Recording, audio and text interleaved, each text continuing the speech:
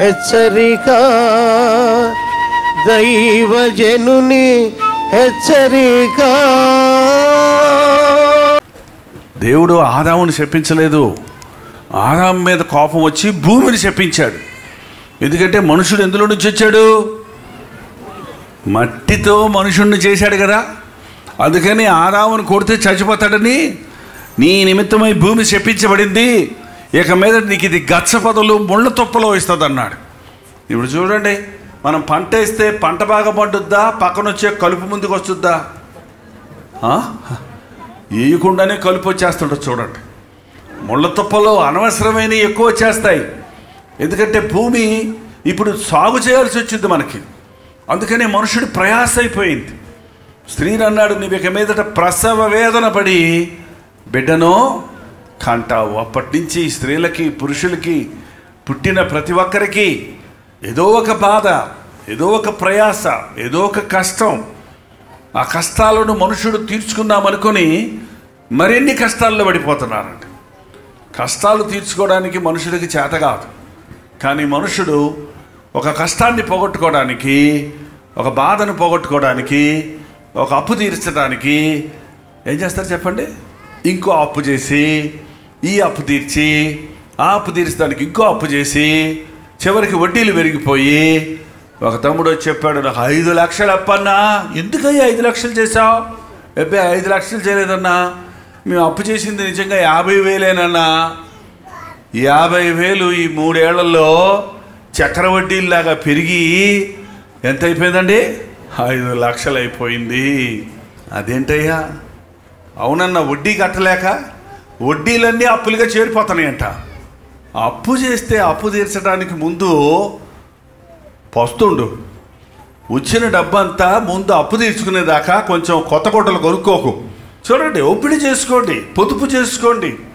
అప్పు తీర్చుకోవడానికి దేవుణ్ణి అడగండి. మీ సంపాదన ఇచ్చి దేవుని దగ్గర పెట్టి కష్టార్జితం, ప్రభా నా జీతం ఎంతే ఉంది, నా ఖర్చులు ఎన్ని ఉన్నాయి, నాకు అప్పు ఎంత ఉంది, నాకు సహాయం చేయమని అడగండి. నా యొద్దకు రండి, మీ అప్పుల సంగతి నాకు చెప్పండి, మీ బాధలు నాతో చెప్పండి, మీ సమస్యలు మోకరించి ప్రార్థించండి అని ప్రభు అడుగుతుంటే మనం ప్రార్థన చేయకుండా అప్పు అడగటానికి వాళ్ళింటికి వీళ్ళింటికి బావమరదే అంటాడు. బావమరదని అడుగుతాడు అప్పు.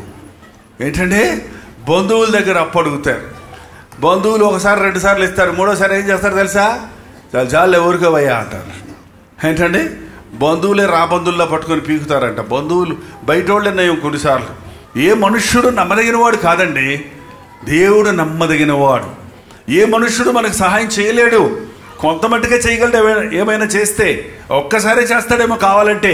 కానీ ఎల్లప్పుడూ నీ బ్రతుకంతా, నీ కొరతలంతా తీర్చగలిగిన వాడు యేసు ప్రభు.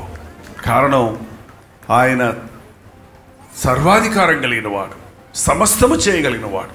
వెండి నాది, బంగారము నాది, అడవిలోని పశువులన్నీ నావి అన్నవాడు, భూమి దాని సంపూర్ణత నావి అన్నవాడు. ఈ రోజున మనుష్యుడు కష్టాల్లో పడిపోయాడు. దానికి తోడు మనసు సమాధానం లేక మనుష్యుడు అంతకంతకి విసిగిపోయి ఏంటంటే దురభ్యాసాలకు బానిసలైపోతున్నారు. చాలామంది పురుషులు వాళ్ళ ఇంటికి రారు, డ్యూటీ ముగించిందే సారాయి కొట్టుకు వెళ్ళిపోతారండి. చాలామంది జీతం తీసుకుంటే ఇంటికి తీసుకొచ్చి భార్య బిడ్డలకు ఎవరో అక్కడే తాగి తందనాలై మిగిలిందంతా రోడ్డు మీద పడేసుకొని వస్తారు కావాలంటే. ఎంత భయంకరం! మనుషుడు బాధను పోగొట్టుకోవడానికి తాగుదామంటున్నాడు. తాగటం వల్ల బాధ తీరుతుందా? కష్టాలు తీరుతున్నాయా? ఒక ఆయన అడిగాను, ఎందుకయ్యా తాగుతున్నావంటే అప్పులు ఎక్కువైపోయినాయి అన్నా అన్నాడు. అప్పులు ఎక్కువైపోతే తాగితే ఏం ప్రయోజనం అంటే కొంచెం బాధ మర్చిపోతానన్నా అన్నాడు. మరి నీకు సారాయి తాగుతాను డబ్బులు ఎక్కడి నుంచి వచ్చాయి అంటే అప్పు చేస్తున్నానన్నా అన్నాడు.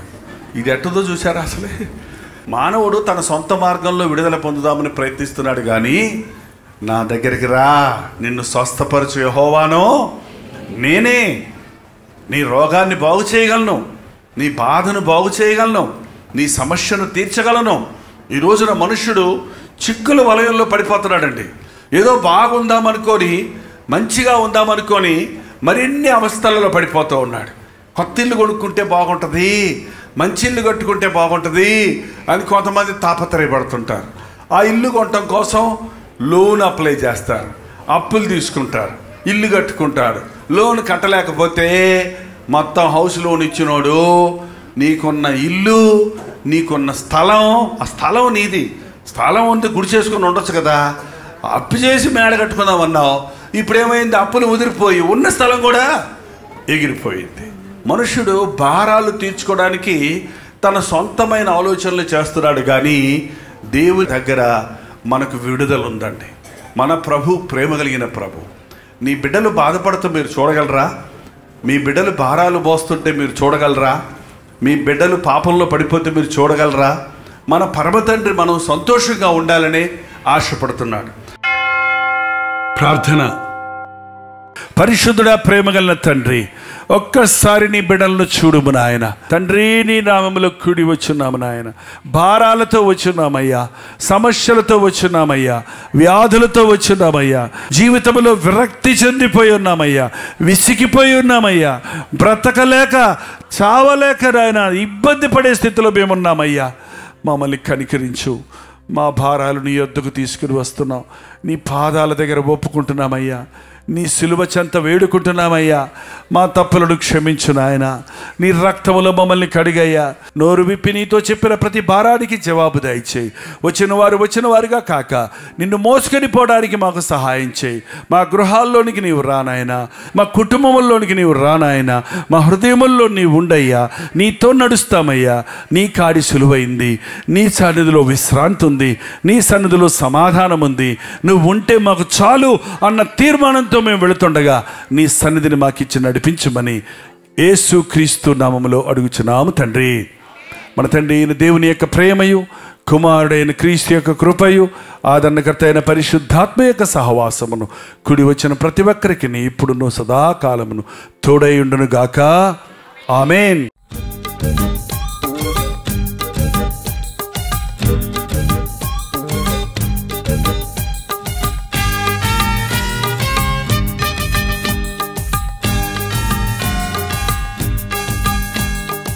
హల్లెలూయా. దోహా పరిసర ప్రాంతాల్లో ఉన్న వారికి శుభవార్త. ప్రభుత్వమైతే ఈ నెల నవంబర్ నెల 26, 27 తారీఖుల్లో 2 దినములు ప్రత్యేకమైన సువార్త కూడికలను ఖతర్ దేశంలో ఉన్న దోహాలో ఏర్పాటు చేస్తున్నాం. అక్కడ ఉన్నటువంటి దైవజనులు ఈ మీటింగులు ఏర్పాటు చేయడం జరుగుతుంది. మిమ్మల్ని అందరినీ ఈ మీటింగులకు ప్రేమతో ఆహ్వానిస్తున్నాం. దోహా పరిసర ప్రాంతాల్లో ఉన్న వారందరూ మిమ్మల్ని ముఖాముఖిగా చూడడానికి, మీకోసం వ్యక్తిగతంగా ప్రార్థించడానికి చెన్నై నుంచి మేము దోహా వస్తున్నాం. అనుదిన ధ్యానం ద్వారా దేవుని వాక్యాన్ని వింటూ మేలు పొందుతున్న మీరు రండి. మనందరం కలిసి ప్రభువును ఆరాధిద్దాం, గొప్ప ఉద్యమాన్ని చూద్దాం. గుర్తుపెట్టుకోండి, నవంబర్ 26వ తారీఖు 7 గంటల నుండి 10 గంటల వరకు, అలాగే నవంబర్ 27వ తారీఖు 7 గంటల నుంచి 10 గంటల వరకు ఒకే స్థలంలో ఈ 2 దినాల మీటింగ్లు జరుగుతున్నాయి. రండి. చిరునామా గమనించండి. Cana hall, religious complex, Anglican centre, Abu Hamour, Doha. ఈ విషయం మీకు ఇంకా వివరాలు కావాలంటే క్రింద ఇవ్వబడినటువంటి ఫోన్ నెంబర్స్కు మీరు వాట్సాప్ ద్వారా కాంటాక్ట్ చేయండి, లేక ఫోన్ చేసి వివరాలు తెలుసుకోండి. రండి. ప్రతి అనారోగ్యం నుండి విడిపించబడినట్లు, ప్రతి బాధ నుండి, శ్రమ నుండి తప్పించబడినట్లు, ప్రభు తన గాయపడే హస్తముతో మనల్ని ముట్టి ఉజ్జీవించినట్లు దేవుని అద్భుత కార్యాలను అనుభవిద్దాం. రండి, పాల్గొనండి, దైవాశీస్సులు పొందండి.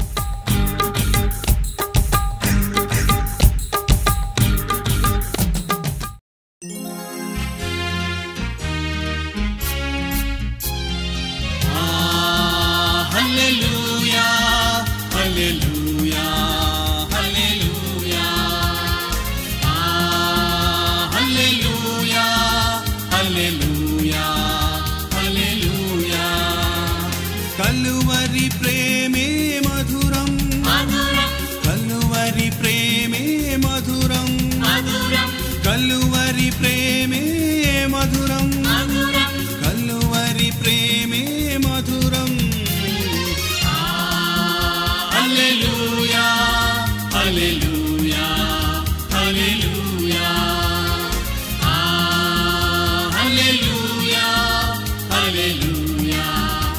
హల్లెలూయా.